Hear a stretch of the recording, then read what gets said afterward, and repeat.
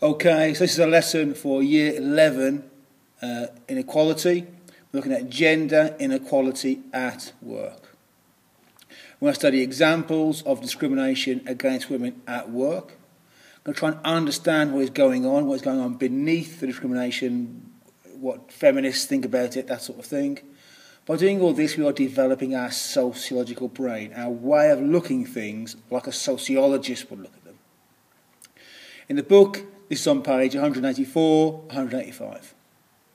Keywords: gender role, childcare, presumption, maternity leave, priority, assumption, sexist, hours of work, glass ceiling, women's jobs, domestic. Okay, gender role. I think you already know this by now. It's the way we expect males and females to behave in our culture. It's not biology. It's the way you've been taught to behave. A presumption and an assumption, something you think about somebody before you know anything. Before you've found out for certain, you presume, you assume they can do this, they can't do this, they want to do this, they don't want to do this.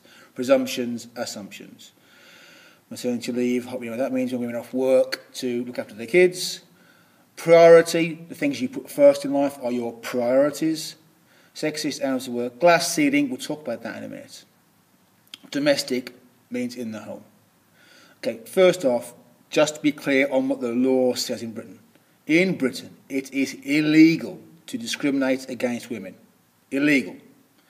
This means that you may not, by law, refuse to employ a woman because she is a woman. Full stop. It also means it is illegal to pay a woman less than a man for doing the same job.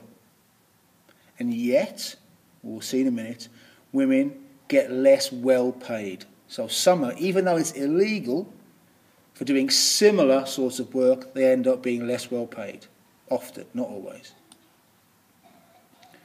So, first thing we're going to look at. What jobs do women often choose? If you look through the workforce, you see women. Primary school teachers is the best example for you. Think back to your primary school. I'm guessing almost all your teachers were female. Nurses, secretaries. The thing they've all got in common is they're all jobs where women look after other people. Nurse, primary school teacher, secretary. They're jobs where you are looking after somebody else. Why? Why are these primary school teachers women? Well, we think it's to do with socialisation. Women are socialised into caring for others. Think of the toys from the last lesson, the toys, the dolls. We socialise women to care for others, to want to. Feminists argue, of course, that this is a patriarchal thing. It's done on purpose to sort of brainwash women into wanting to look after people, to take second place to somebody else. Women often also work part-time. Dinner ladies is a classic part-time work example, because they think it's their job to look after their families first and foremost. Their priority is their family. So they take part-time work because it fits in around their other domestic duties. Again, these people would say this is part of the patriarchy. Assumptions. If you are an employer and you employ a young woman, you are going to assume that she is at some point going to be off for a long time on maternity leave because she's pregnant. If you even suspect that, you may not give her the job because you don't want to be put up with that sort of hassle and that expense. Which leads us, in fact, to maternity leave.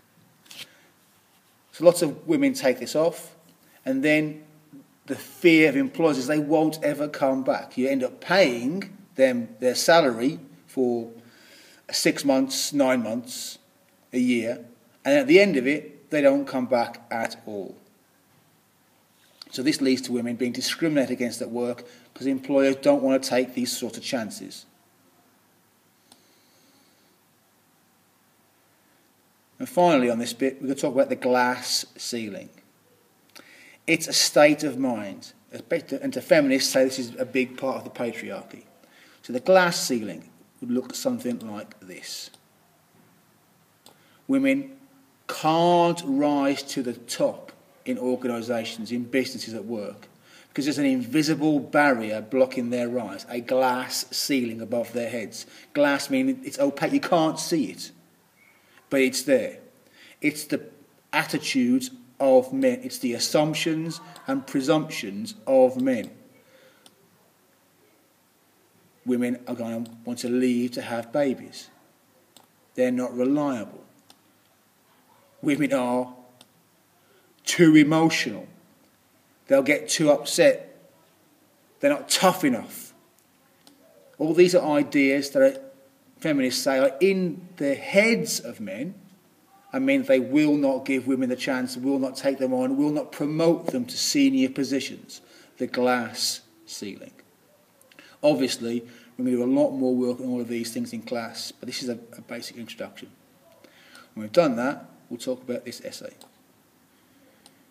Discuss how far sociologists would agree that women take jobs that fit in with their gender roles. Yeah. Have a think about it. We'll go through it in class. Think about what feminists would say about this, in particular what feminists would say about this, what functionalists would say about this, and be thinking about everything we've done in class today to do with part-time work and career choices, and that'll help us answer this essay in class.